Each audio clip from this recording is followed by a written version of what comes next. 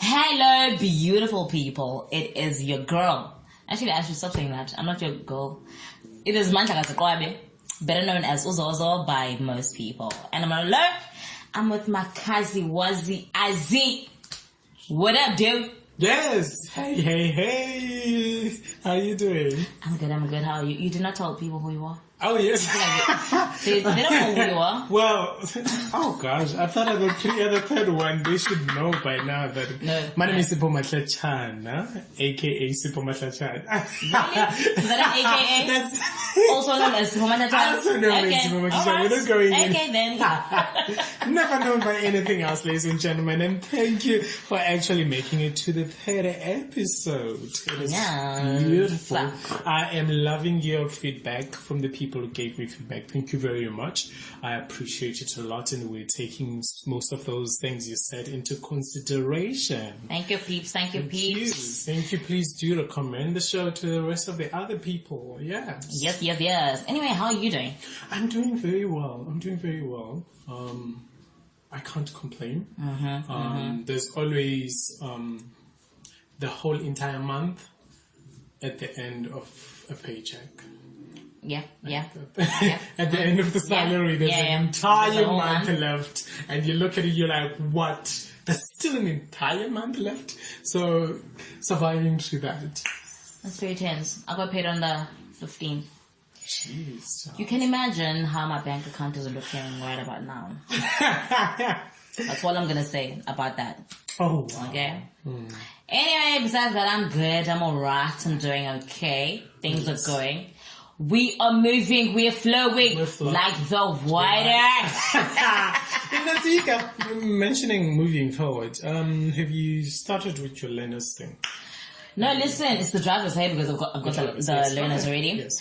I'm looking at driving schools now, trying to decide which one to go with because I want something that's going to be convenient for me in terms of time and all of that. Because I leave work at like past 4 to 5 and I get here like past 5, so I need someone who'll be available for me after 5 o'clock, you know what I mean?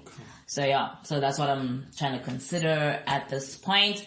But we are definitely working to get that done so that I have my drivers before my birthday, which is in a month's time. Well, not like exactly a month, but in July on the 26th. So yes, it's in a month.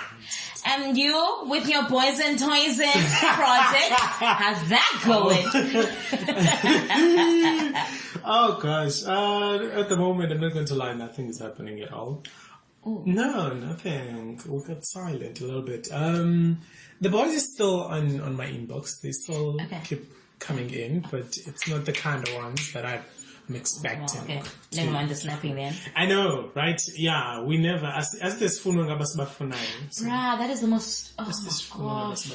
It's so disappointing. It is. Like, I've actually come to realize that you think like you have your type. Yeah. But like maybe your type is, you're not their type, even though they are your type. So you're actually thinking, well, now Sipho could be like, Sipho is like my ideal guy. Sipho is on what do you mean? No, ma'am. You are not my type at all.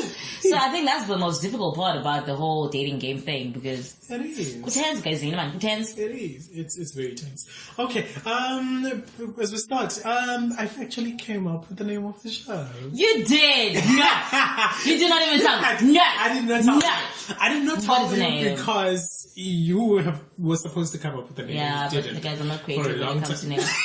Like for a long time. Like I don't even sorry to like jump in, but I'm like I'm thinking of baby names right now. I don't even have a baby. I don't even want to have a child right now. But because I'm so bad with names, I want to have a name now. Because I know when the baby comes, the baby won't have a name. Do you have baby names? I've got 3 baby names. Oh, guys, they're so cute. I won't tell you because I feel like we'll talk about it. No, we won't talk about it. Yes. So the name of the show, I called it FreshView. FreshView. Yeah. I actually like it because we're offering a fresh view. Like it's our view. Exactly. And it just so happens to be fresh. It is. Like, cause see your fresh view. Hashtag that. Fresh view. We're fresh. I'm excited about it. I love it. It is. So you love it? I love it. Okay. Hashtag fresh view. Well. Okay. Woo! Woo! So she loves it. She loves it. Listen, I love it. Guys, I love it. We are now FreshView. Yes. Yes. Maybe I'll start tweeting about it also. Catch me on FreshView. Okay. That is very nice. We're starting on a trending topics of this week. Do you have anything that has been trending in your timeline? Something that's been trending on my timeline. Well, I mean, yesterday was the summers, but like, besides that, yes, those were trending. Yes, guys. I'm really not over them because I still watch them. Yeah. But I think they lost their thing. Yeah. Like Ivuma, yes. Lando, Kubone. 25 years. And I'm literally 25. I thought about it yesterday. I was like, some are 25 years old. Wow. I am 25 years old. They've been existing. Like, guys, it's Yagowa. Because now I'm actually in a body, but I friend Yagowa. So I think I actually understand why they are where they are. Because now I mean, the same stage. Yeah, same stages. Even like with Democrats. Same. Go one day. Yes. So yeah. But I mean, besides what else has been trending?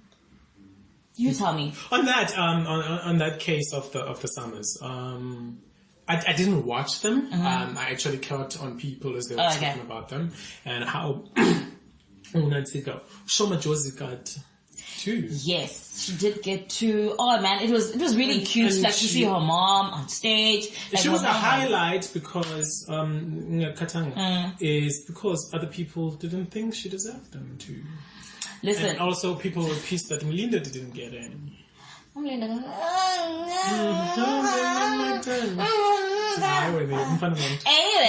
actually love Melinda. I like that whole whiny voice that he has. Like, because I think I love that. But it sounds nice. Like, it's really a whiny voice. Anyway. Yeah. Like, listen, Oshone. Like with me, when it comes to awards, I never know who deserves and who doesn't. Okay, obviously I know, but I feel like it's not according to what I think. You know what I mean? Sometimes they say it's votes that count, but then no, there's a board that actually decides who wins. Exactly. Yes, other people buy them, all of that. So, do I think she deserved the awards? She did really well. Like, during 2018, she did really like Wuko Nambiya, Vuko. They win, yes. And then another one was Wakanda Forever. Okay, a lot of people actually don't know Wakanda, which actually I'm not gonna lie, I think the only song I know, which I don't even know lyrics to it, is Huku. No, I also know that's the thing. The reality is, I think personally, because one thing I always have to remind myself is there's a world that is happening out here in South Africa that I do not know, that I'm not part of. And I can't say she doesn't deserve it because I don't know her. The reason that makes me say I wish Melinda could have got it was because even though I'm not in that world, Melinda managed to get into my world. Right, and got my attention. So if you could catch my nephew's attention and still caught my attention at the same time, then that's something. That means you deserve that award and stuff. But I don't know her, I don't know her songs. So I couldn't comment. I didn't comment as people were commenting. I couldn't differentiate, I couldn't comment. But yeah, so that's that. Excluding that Shoma Josie thing, Black Coffee didn't make it and did receive an award, which is a beautiful thing as always. And then he wrote on Twitter, thanking the Summers and posting that his son went to fetch the award. And there was something interesting that I just saw on my way here, whereby after he posted that thing and his son, and somebody commented that, I didn't know that you had a son. And then these girls, and then he also responded to that. I also didn't know that you have children yourself. I saw that. A friend of mine posted it. And I was like, he's actually making a very fair point. Very fair people point. People are going on about never knowing that he had this son and all of that. Exactly. But the thing is, he also doesn't know your children. I mean, come on. Okay, anyway, I'm not wasting too much time. Last week we talked about Uyajola 99. Yes. And we found out it was fake. Yes. So there was a whole article. I think it was on the Sunday Sun. Yeah. I may be, correct me if I'm wrong, but there was a whole article that it was fake. Yeah. The son and the dad lived together or something along those lines, and they just did it for money. Exactly. I'm not shocked. It's a South African television show. Date My Family did the same thing. Listen, for me, I don't care whether or not it was fake. It was a damn good show, okay? Like when that guy said, when he did not have lines, guys. He didn't have nothing. He said, but like we could understand what he meant. Like even though the only thing he said, we knew what he was saying deep down. Like in our hearts, in our brains, we knew exactly what he was saying to that guy because yeah. So I enjoyed it. Like whether or not it was fake. Yes. I enjoyed it. Another thing that has been on top of my timeline was the act of kindness that was done by petrol attendant. Yes. So for those people who don't know, what happened is a white lady named Monette van Deventer. So she wrote this on Facebook that she was traveling from home to work, and then she decided she wanted to get petrol in her car, and then as she get into the petrol station, she realized, she thought into her mind, there's a possibility that I do not have my card with me. And as she searches, Nkosinati was cleaning the car and every stuff, and then by the time she's realizing, it's like, no, don't put petrol because I don't have money. And Nkosinati was like, no, let me put 100 rand petrol for you. Just in Jobunga stack is to be, which is such a beautiful gesture. It was. Such a beautiful gesture that has made it that Ulumnana, Monette, whatever her name is, sorry, she started crowdfunding. And her aim was to get 100,000 rand for him to be funded, and it got him almost 300,000. That is amazing. That is amazing. That is beautiful. If somebody can actually help me every time I help somebody, a shop or short and right mind. I feel like I've done it so many times. So many times. Get a crowdfunding. I deserve a crowdfunding myself. God, I see what you're doing for other children. I see. Like, even me, I want to be your favorite. Like, come on. Guys, I help people. No, I do. I know, right? You know, I'm not taking away from what Nkosinati did. Exactly. We are not. That was great. That was fantastic. Away. But we all have done. I love too far sometimes. I love how the act of kindness has like a color thing. Yeah, in I know, right? Like a race thing. Yes, because maybe if it was a black guy helping a black lady, it wouldn't have gotten as much attention. Anyway, your attention. I don't think I would have said it crowdfunding thing. So many times I've never got crowdfunding. I have helped Abadala in Basukele. I've never got crowdfunding. I took money out of my pocket and gave the boy on the street. I've never got crowdfunding. I think it was the most like humanly thing that Nkosinati did. It was amazing. It was. It's amazing. Lastly, on a trending part, Jacob Zuma. Oh, in our lives. So what has happened is Jacob Zuma has called out that he is writing a book. About what? About him. Look, I need like a biography. I need to read this so you can actually understand what is happening. So this was but Jacob Zuma's foundation. They wrote this. So we invite South Africans to submit a minimum of 1 page or more article for consideration in this Eversage book. You may have met him where he was a head boy, a young worker, trade union, prisoner in Robben Island, Mkhonto Wesizwe, an underground operation, or wherever. Okay, we get the idea. Perhaps, or you know him, so that's how you know Zuma. So what they're requesting to people is they're asking people to tell their story of how they know Jacob Zuma. So you submit how you know him. So do you think, have you ever met Jacob Zuma? I've never met Ubaba. So I wouldn't be submitting. No. Do I think if I had met him, I would submit something? No. Why not? No, why? Why would I do Just that? submit. No. I'd like to submit something. I've never met him, but I'd like to submit some stuff. What would that be? I have no idea. What would the content on your submission be? My content of submission would be, Jacob Zuma, you have been the most interesting president I've ever had. You and Donald Trump in a caliber that has been very interesting. Yep. And I admire the guy. I admire the guy for two reasons. First, actually more than two reasons. One, he became a president with no education. Another one, two, he had a quail that actually could. That's one thing I always say. If I have to meet him or ask him, because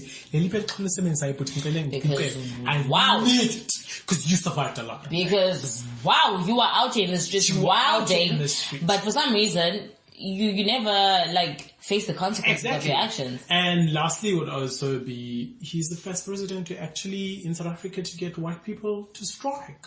I found that very interesting. Zuma must go. Exactly. Zuma must go.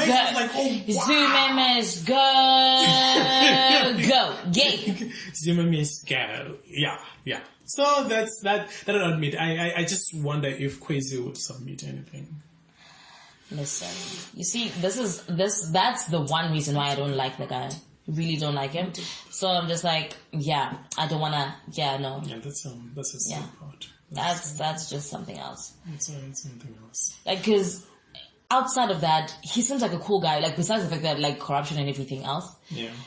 But guys, that one part about rape and everything else, then I'm just like, I'm out. Sure. Okay. Do you think we should go straight to the break and come back and talk about the topic and stuff? I say break. Okay, ladies and gentlemen. Yeah. We're going to the break. Brought to you by At break, sponsored by Zozo. Are you always tired after work and always full when you eat? Do you feel like you work like an adult you are? Well, we have a solution for you.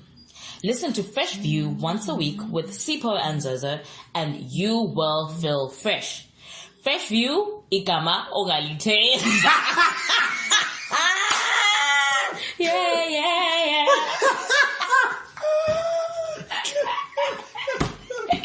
Ukuba ayithi FreshView. I see you. Listen, trust. If I eat FreshView, ladies and gentlemen, that is the break brought to you by Mandlakazi Qwabe. Thank you very much. Okay, something that you guys don't know about the show is the fact that topics each week come up with one person. Like last week's topic came up with us, also this week comes up with me, and we made a pact whereby we don't actually question each other or what exactly is the topic about. If someone feels like sharing it in advance, they can share it. If they feel like they'll just surprise us on the show. And like today, I'm going to be very surprised. Yeah, she's going to be very surprised. I thought of this topic. I didn't tell her. I'm only bringing it here on the show just to surprise her because I don't want her to turn it down and say this is stupid. Yeah, anyway, that's a very touchy topic. Okay. For me. Wow. I'll help you breathe. So the topic of today, I'm going to try to be as I can, honest as possible. Okay. What has being born under a nuclear family foundation contributed to who you are? Right. I'm asking this in a manner of who you are now. Like, do you think it has impacted you as a human being to make things better? I come from a family that is not nuclear. My mother is my grandmother. My actual mother I call her OCC, which is actually black. That's it's quite a black culture thing. Exactly, it's a black culture thing, and we are more than four and stuff. And when I, as my cousin, I know that you were born firstly before your father passed away. Was you were born into into nuclear marriage. family. Yes. Your mother was a nurse and your father was a principal. It was just beautiful, lovely. It was beautiful. It was beautiful. I aspired to it. I wanted that. I looked at it and was like, oh my God, why do you not my family? I want this family. But yeah. Oh man. Growing up as a child was amazing. It was everything. Because, like, even in school, you get, like, when teachers are asking, like, what do your parents do and all of that, like, it felt nice as a child where you actually say, no, my mom is a nurse, my dad is a teacher. And then other kids will answer, maybe, like, I just had my mom. You know what I mean? It felt great. Not that I was comparing myself, but it felt great knowing that I come from a family that has a mother and a father and children. It's like a nice, very homely and nuclear structured family. Yes. So it was great. But I think now that I'm grown, you know, like, we unlearn things. Because I think as a child, I thought that is what family is. That is what it's supposed to be. Yeah. And that children that did not come from that, I don't know what I thought about them, but I knew that, how can I put it? For me, at the time, I felt as though there was something wrong with their family because it doesn't have a mom and a dad. You know what I mean? Exactly. Yes, exactly. yes, yeah. So, like, for me, I just felt like it was an injustice of sorts for them. But now, and then also, I think then my dad passed away when I was 14.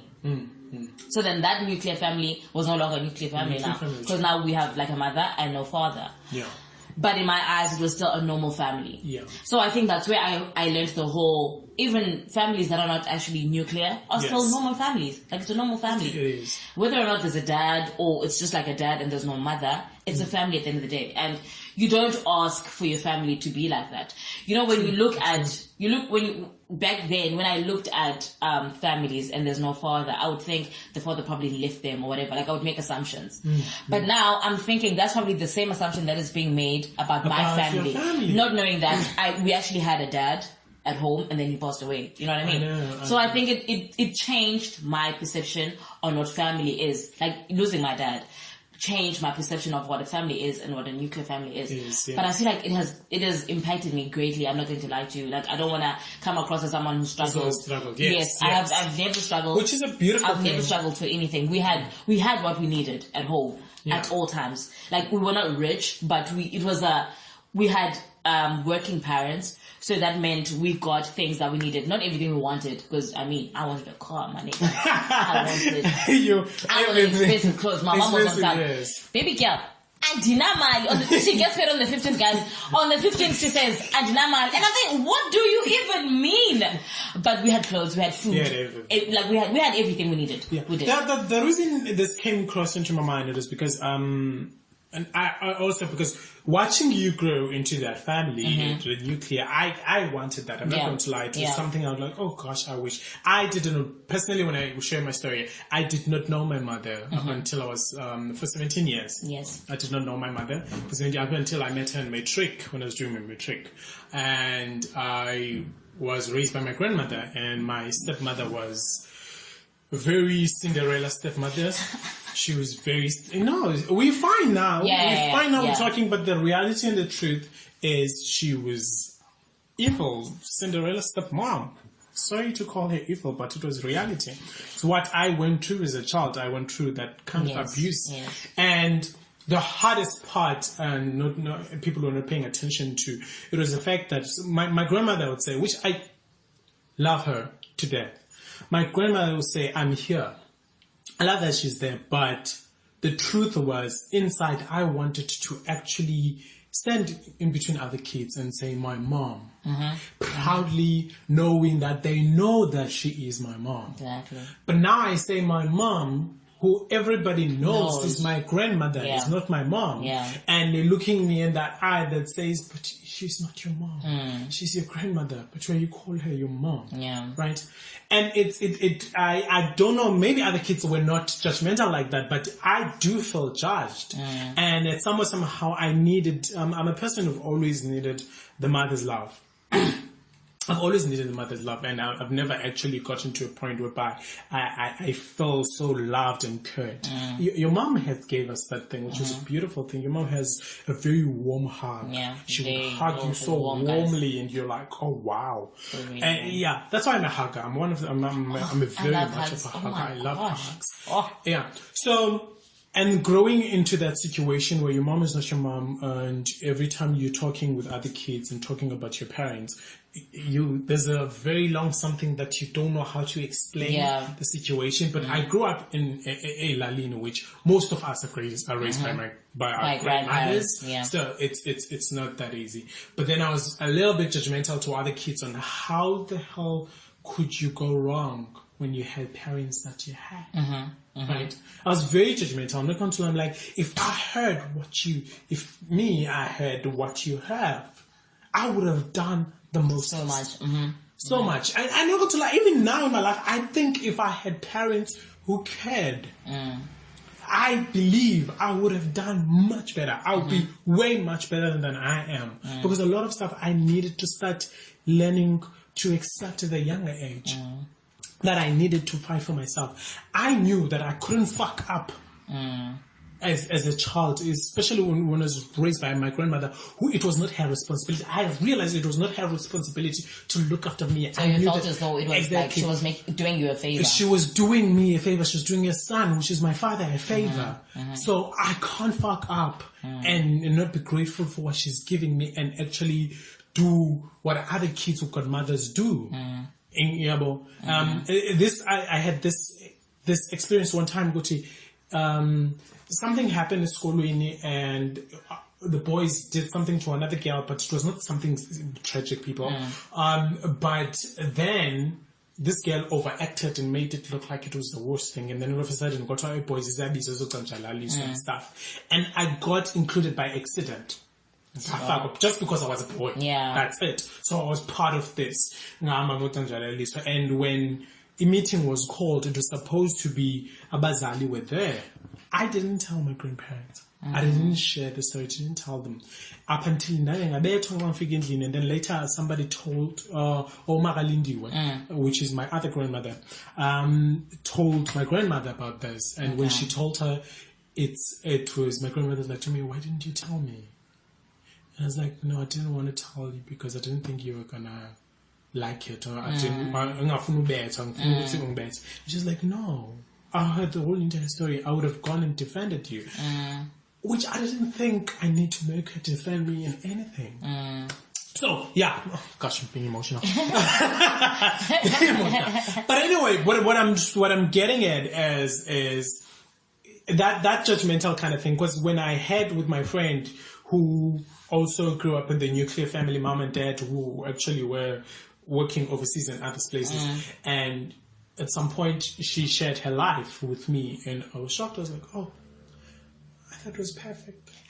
And she's like, no, it's not perfect. Just because there's money coming in. I'm like, child, I need money. My parents were not even around to give me the money. I think a lot of times, like even excluding the whole money part of it, I think as soon as you see mom, dad, children, you think, oh my gosh, perfection. You think they are the happiest people on earth. You don't know what's happening inside the house. You know what I mean? No. You see outside. You see the perfect picture. But like as soon as you get inside, not all those nuclear structured families are actually the happiest ever. It's not my wife and children out here. You are so good at saying this. That's why I wanted us to talk about this topic. It was because when we, not only me and other kids who don't grow up from a nuclear family or perfect parents or good parents or whatever stuff as we claim, whenever we do a fuck up, we always use that as an excuse that my parents were not around, my dad was not there, my mom was not there, so that's why I became the person that I'm not, like I'm a mess that I am today. When actually sometimes you need to take a moment and actually realize that maybe God was doing you a favor and you needed to grow faster. And it's not an easy thing. It's not an easy I know people that always talk about, especially on Twitter, people are very open about like their families on Twitter. And like they will talk about how toxic their parents are. So again, because we seeing things from the outside, we think, oh my goodness, Look at them driving a BM. You know what I mean? Like it's great. Know, it's right? all cute from the outside. The children inside are suffering because of the parents. The parents are toxic towards their children. You know what I mean? So it really, I think, as much as the way we grow up influences who we are. Yes. Sometimes, guys, we just need to take responsibility and accountability of our actions. Eh? Like, sometimes we just mess up just because we're not perfect people. I mean, we're not perfect as humans. You may come from a perfect home, having your parents raise you up in a good way, that like in a way that is good for you to become like a nice functioning adult, you know what I mean? Yeah. But then obviously when you're outside of your home now, you become your own person. You do. So you do your things according to your way, exactly. wanting to do things. And sometimes you will fuck up. So I don't think that as soon as you fuck up, you must now blame your parents. Exactly. No, we need to take some accountability. It's the same thing I said to somebody I was talking to, and I said there are parents or mothers who are drunkards. Who drink like nobody's business, but one thing they did, they looked after their kids. They like, our cats are saying, weird you know,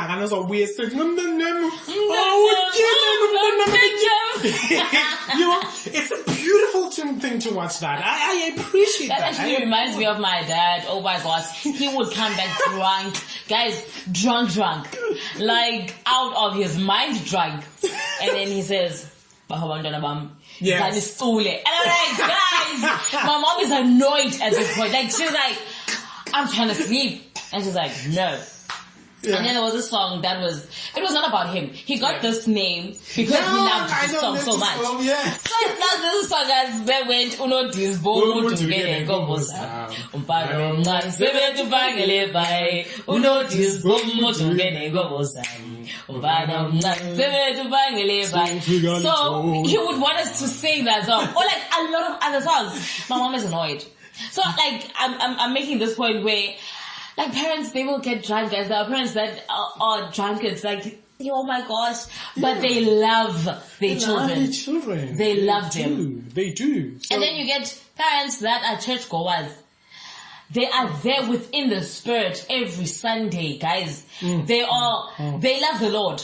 They do. But for some reason, they hate their kids. They love God with all their hearts. I find it so wrong. And then they hate their kids. And I'm just like, how? How? So, look, there's something which I accepted about my mother, which we're still on another train. So, when I met my mother, passed my matric, did my matric, and I went to stay with her, and I didn't question her about other stuff as other people. Yeah. And I looked at the whole situation as who she is and what's happening, and then I realized this woman should have not had kids. And that's that. She's not a motherly kind of thing. And then which made me be thankful by not being raised by her. And I actually look at the situation as like my mom and my dad God, thank you, they never got married. Thank you very much, because I do not know the kind of home I'll be growing up under. So those kind of situation. So it's that thing where there are parents who are not supposed to be parents. Then there are parents who would like to be parents, but they don't know how to. Your mother said to me at one point we were talking, she's like, kids don't come with a manual. We're talking about difficult kids. I'm like, they don't come with a manual. So it's so good when things get wrong. So it's as much as parents don't come with a manual. Exactly. You don't get out and you're carrying a textbook that has like, okay, so these are your parents, this is how you when you meet that point. But you can't run away from the fact that it's hard. And I think the best thing, guys, for like parent-child relationships is communication. You know how we preach communication in relationships with friends and in like in friendships or in relationships. Yes. It is also very important to have those that whole communication thing in a parent-child situation. Your parents need to know you. And I mean, I'm not talking as someone that is out here acing the whole communication thing. I mean, there's things that my mom does not know about me because, damn, it's very difficult to talk about them. But like, my point is that we need to communicate with our parents. We do. We cannot preach that our parents don't know us if we don't talk to them about things. I think it's one thing where you talk to your parents about things, but they don't want to understand you. They don't want to hear you. Yes. Now, that's something totally different. Yes. But like, I cannot be out here talking about how my mom does not understand me if I don't even try to make her understand who I am, to make her see who I am. You know what I mean? So like, communication is really very important. It is. In those relationships. Before we take too long, let's go to the news very quickly and come back to the topic. Mm-hmm. Right. What is... Okay. I'm very bad at reading this news thing. You should start reading news yourself. To the news. A video being widely circulated on social media. Wait. I wrote this, now I'm struggling to read it. Okay, so a video that has been going around in social media that shows a murderer of a young girl, and people have said that it is Naledi, a Naledi young girl who's actually been found dead in her dorm room. Naledi is actually, the video is actually not what it was, because Naledi was murdered by a friend. Okay. A male friend who is 19 years old. I know. She's a student at TVET College. Wow. Yeah. So Naledi is 21 years old. So while your parents are thinking you're at school and somebody decided to kill you. And I actually saw the video. I didn't watch the video, but like I saw people talking about the video. Yes. And apparently it was a very gruesome video. But I couldn't understand how so many people actually wanted to watch the video. And there were so many people saying, if you have not watched the video, do not watch the video. No, I didn't. But people didn't listen. Yeah. People are just out here watching the video. Yeah, so, yeah. With speculations that 11 Zimbabwe military failed their attempt to another coup on President Mnangagwa. A Tanzanian President, John Magufuli, made a surprise visit to Zimbabwe last week that lasted a day longer. There are speculations that Magufuli's visit was to convince Mnangagwa to tender his resignation in less than 12 months to avoid humiliation exit after failing to resolve Zimbabwe's economic crisis. So 11 military people were trying to do another coup at Zimbabwe. Wow. Yeah. Seems like the coup thing works. Actually, even South Africa almost had one when Zuma was not living. Yes, that coup was definitely almost worked. It's been reported that South African Airways Chief Executive Vuyani Jarana has resigned from his post, which brings to 2 number of resignation in the state-owned companies as this week. Last week it was Eskom Phakamani Hadebe who announced his resignation. Listen to this quickly. I found it very strange. When I saw this, that SAA is resigning after Eskom resigned, in my mind I said, when is SABC CEO resigning?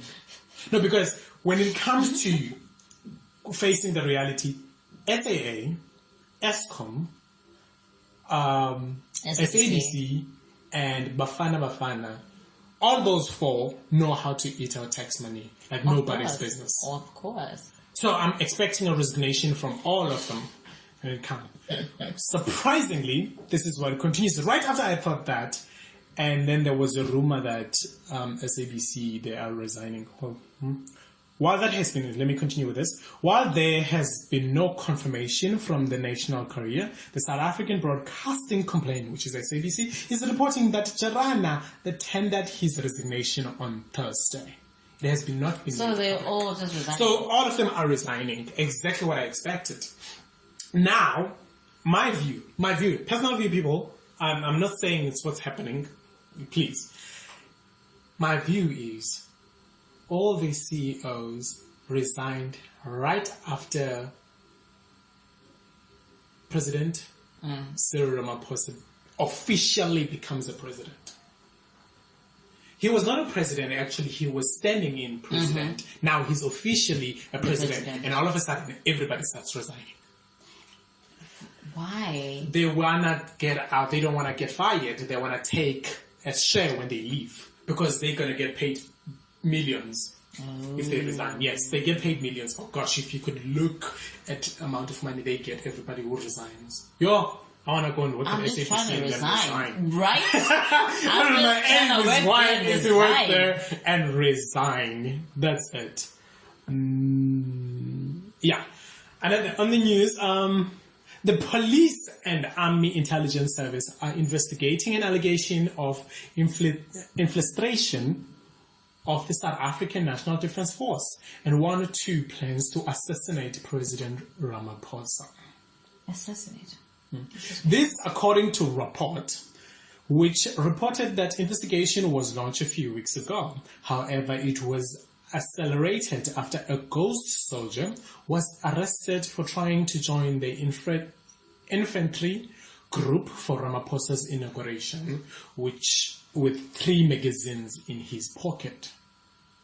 While it is understood this ghost soldier is not directly linked to the investigation into a potential assassination of the president, it points to the weakness in the army. Yeah, somebody did mention this to me and Tabile on Friday when we were going out, and he was in the car. It was a guy who was in the car, and it was like we were drunk. Me and Tabile were just walking and drunk, and somebody in the car, they're stuck in the traffic and we're busy with being loud. So all of a sudden he decided to say, "Oh, did you hear that they're assassinating the president?" And Tabile's response was like, "Okay, sure." And I'm not going to lie, something in me was like, what made him say that? What made him say that? But because I didn't know, but my friend was not having it because he saw that your aim was just to have a conversation and we don't want to have a conversation with you. My gosh. Yeah, but yeah, these things happen and we are not aware of. But the things like this are happening around us. Okay, coming back to the topic, which is what has being born under Nuclear Family Foundation contributed to who you are, and do you think this should have been different and stuff? So as an adult, what have you learned into being in a nuclear family that you say you don't want to take it to your kids and your next other family? And do you think it's something you want to keep having a nuclear, or you find you can be single? Listen, I won't lie to you. Yes. Being born into a nuclear family, does it have its challenges? Yes. Yes. But it is the greatest thing that I would want to keep. It is the one thing that I would want my children to experience. Yes. I mean, obviously, I'd be able to survive, like, having, like, children on my own. A child or children, depending. But it is the one thing I would want them to have in their lives. To be born with a mom and dad at home. It does something for you. Like, I can't even put it into words, but it does something for you. Like, just knowing that you have your mother. And I think, especially with the father, guys, I don't know, like there's something, I think with the whole mother thing, we sort of tend to think that it's automatic. Like you feel like your mother will always be there for you. Yeah. Like with dads, we know they always have an opt-out. Like they don't care about that. Obviously not all of them, but like a lot of dads just decide to walk away. They do. That's so true. So there's something very special about having your father in your life, especially at home. Because I mean, you can still have your father in your life even though like your parents are not married. Not married, yes. But like having him at home and actually have him being active and present in your life, it's amazing. I know somebody would think this is a kind of a stupid question in a point, but it's something that happens to people and they face each and every day. Look, there are families who decide to stay together just because they have kids, and it has been a traumatic and the reason why kids became what they are. Yes. Just because you two decide to stay together while you don't belong to stay together, you can contribute and actually find visiting times and come and see your kids, which is for the safety of your kids, it's for the fun, because there are parents, there are parents who have kids in the house and then kids commit suicide. Yes. and they don't understand what they did wrong because they were here, like there was mom, there was dad. How did this child ending up committing suicide? It is because mom and dad were not supposed to be together. Mom and dad are doing something is wrong because mom is forcing, because that's what mothers do. Mothers are caring, so they suppress a lot of stuff and stay where they're not supposed to be. Well, actually, if you get out, it'll be fine. I was watching this thing on OWN TV. Actually, I didn't watch it on OWN because we don't have OWN in South Africa. I watched it on YouTube about these different couples. And in this different couple, then there's a couple which is a very odd, which I'll call it a new normal kind of couple. It's a mom, a dad, and a dad. Okay. Yeah, so dad found out that he was gay. Okay. While they already have 2 kids. So now all of them are a family. They stay together. Okay, as that family. part is just... It's very strange. They, wife divorced, and then dad decided I'm getting a husband. Okay. And she says herself, I could have not chose a better father for my kids. I could have not chose a better, because even the new dad now is contributing way bigger. That's really nice. It's a very big, she says, she's like, it's a big contribution. My kids are sorted. I am sorted. We're all great. It's an amazing. And you're like, somebody else will find it ill, but it's a new age. But if those kids are going to be fine, we'll sit them down, we'll teach them, we'll take them to therapy, we'll take them to psychology, those who need to go through that, and we will find a way forward that actually makes these kids not feel neglected by their parents, which is it's a hard thing to feel neglected by your parents. Yes. And when parents don't take, because sometimes parents think, just because I'm paying, because this is how my relationship with my dad is. My dad's like, oh yeah, but I was paying for your school things, but I was paying for Christmas stuff, because he only came at home in December. But I was like, it is not about that. I don't know how to play soccer, but we went because you were not around. You were working. I don't say feel guilty for working, but it's just one of those situations which we need to be aware of that. Lasizwe said accidentally, which I'll take that as accidentally, that because he was not raised by his father, that's why he's gay. I don't think that's that. I don't think I'm gay because I was not raised by my father. I think I was going to grow gay. Anyway, besides, with or without. But I'm just saying that I would have personally loved if I had a nuclear family. But now when I'm looking at my life now, I do feel like if I had a family that is supportive and caring, and I was a child who was given all of this, I would have done greatly amazing. I personally think that, but I'm taking what I got, and I'm making use of what I've got. And what I've got is not having a mom who's around and not having a dad. My dad is married. My mom doesn't give a damn. So, but I'm finding myself, and I'm fighting my way forward into not doing the same to my kids, and actually fighting my way forward into not forcing things that are not there. That's why I don't have kids. Well, okay. So please wrap up. I'm a mess. I was not expecting that. I really wasn't. But I think you made a very good point when you said you make use of what you have. Yeah. You cannot change how people see life. True. You can only change how you see life, how you perceive it. You know what I mean? And so it's very important that we really try to make use of what we have to make better of ourselves. You know what I mean? To live the lives that we want to live. Yeah. And also to be the difference that we want to see. Yeah. Be the change that you want to see. So you know what didn't work for you as a child. Don't do that to your children. You know what I mean? Yes. Change that. Yes. Change that narrative for your children. You know what I mean? So I think, that's actually, I think that's my conclusion. Be the change that you want to see. If not having a nuclear family mess things up for you. Exactly. And let's talk about these things. Yes. Finally, let's talk about these things. This is the other thing that makes me want to do this platform is there are certain things that we struggle to actually talk about then. We need to talk about these things. We need to be clear about them, that this is happening, because my sister had a conversation with my stepsister from my stepmother's side. And she talked how her mother neglected her and got married to my father. And we, on my side, how my father neglected us and got into this marriage and cared about this marriage only. So this is the kind of conversation we have not heard together. We've not sat down and actually said, this is how it feels from this side, this is how it feels. Because I feel for my stepsister, because she didn't become part of our family when her mother got married into our family.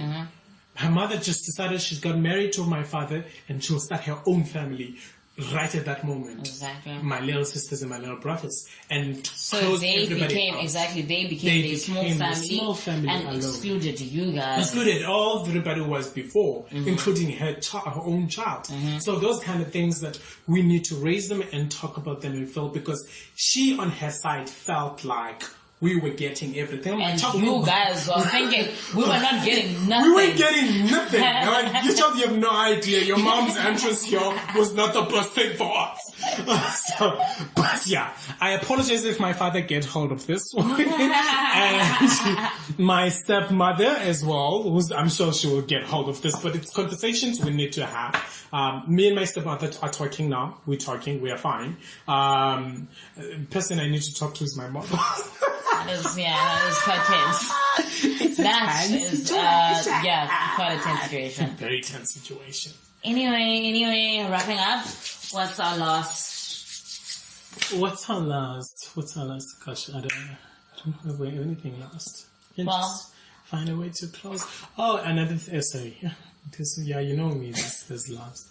I'd like to anyone who's listening to this to actually give us a suggestion. I still have a feeling that we do need to talk about the relationships, when is the right time to send pictures, nude pictures and other stuff. Like, I want us to have, we are going to continue having a lot of different comfortable and uncomfortable topics, right?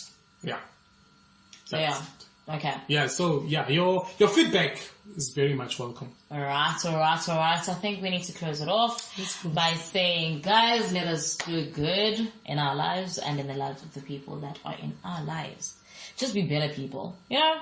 Exactly. Just be like a great person. Like, don't be a douche unnecessarily. Just be a great person. Yeah? That's the only thing you can do. I think that's the only thing I can come up with right now. Just don't be a douche to other people. Ladies and gentlemen, we love you and thank you for your support. Thank you so much.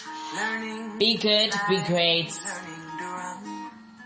I let my heart decide.